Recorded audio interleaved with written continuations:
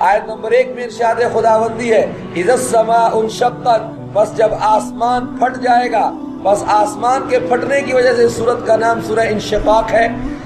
سورہ تکویر، سورہ انفطار، سورہ مطففین اور سورہ انشقاق، ان چاروں صورتوں میں قیامت کے احوال مختلف انداز میں بیان کیے گئے ہیں. سورہ انشقاق کی ابتدائی آیات میں ان کائناتی تبدیلیوں کا ذکر ہے جو قیامت کے وقت رونما ہوں گی.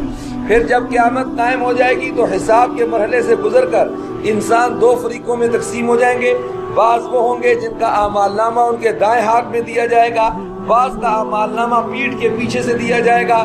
اگلی آیات میں 3 کی قسمیں کھا کر فرمایا گیا ہے یقیناً تم ایک حالت سے دوسری حالت پر پہنچو گے، یعنی قیامت کے دن تمہیں مختلف مصائب اور مراحل کا سامنا کرنا پڑے گا اور ہر اگلا مرحلہ پہلے مرحلے سے شدید تر ہوگا.